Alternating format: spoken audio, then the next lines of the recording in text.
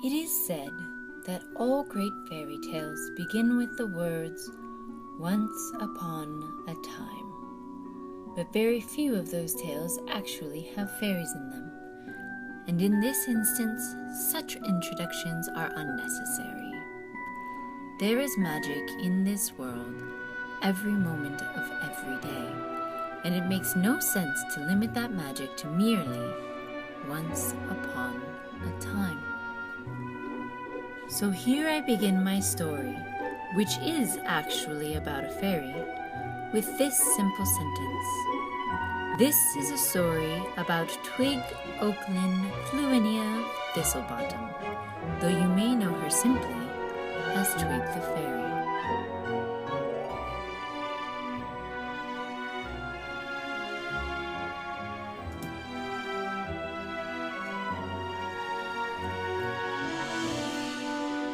On a light and lovely, mystical Monday evening, during her leisurely stroll through the enchanted fairy forest, Twig abruptly stopped when she realized it had been 27 seconds since her last adventure, and that needed to change.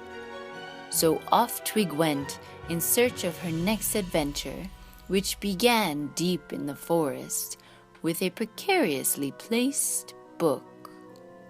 It was clear at once that this was no ordinary book, for within the pages Twig found a message from an old friend asking her to meet in a hidden mermaid cave.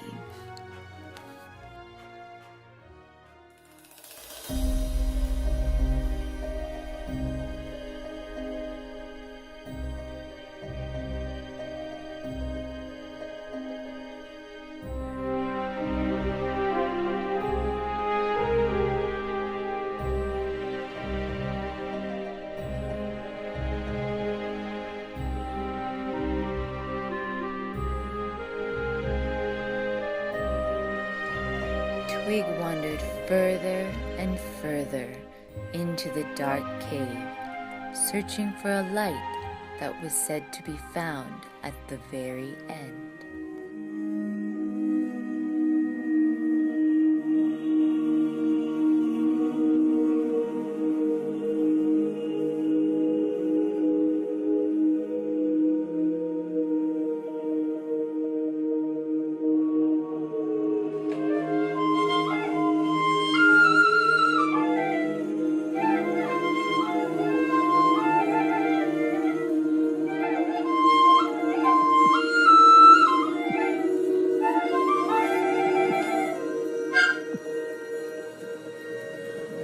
From within the light emerged a creature so hauntingly beautiful.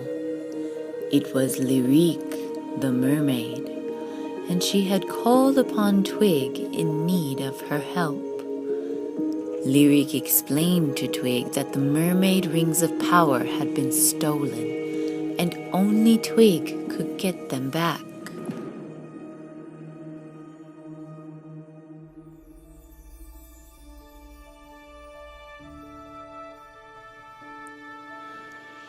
Twig's fancy fairy feet were transformed into the most beautiful mermaid tail, and when she figured out how to flip her fins, it was time to get the stolen rings back. Lyrique explained to Twig that 2 of the stolen rings of power belonged to twin sisters whose job was to take care of the coral reefs. Without their rings of power, they were incapable of fulfilling their duties. The 3rd and final stolen ring belonged to the mermaid who looked after all of the ocean's wildlife. Without her ring, she too was powerless. So Twig and Lyrique continued on their journey in search of the stolen rings, and Lyrique had an idea of just where to find them. In the shallow, murky shoreline lived a sea pixie who was notorious for being naughty. If you've ever taken your eyes off the ocean and been splashed by the water, it was most definitely the sea pixie's work. When Twig and Lyrique reached the shallow waters, they discovered that the pixie had taken the rings. Instead of being upset, Twig and Lyrique decided to show the sea pixie kindness, which was something she had never experienced before. With a little bit of magic and a lot of swimming around in circles, Twig and Lyrique transformed that naughty sea pixie into a mermaid. They left the shallows at once and returned the rings to their rightful owners, and all was forgiven. The sea pixie promised to never steal again, and she even offered Twig her very own mermaid ring.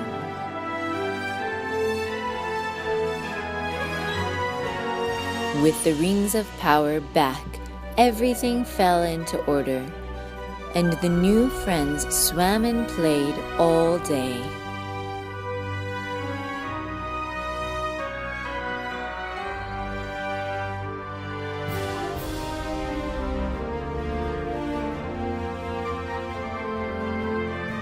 Twig's work in the ocean was finished, and after a fun day of play, it was time to return back to the forest.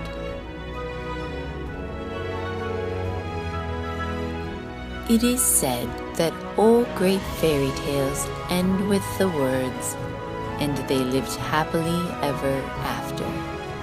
And in this instance, I am pleased to say that that is precisely the ending I will use. And they all lived happily ever after.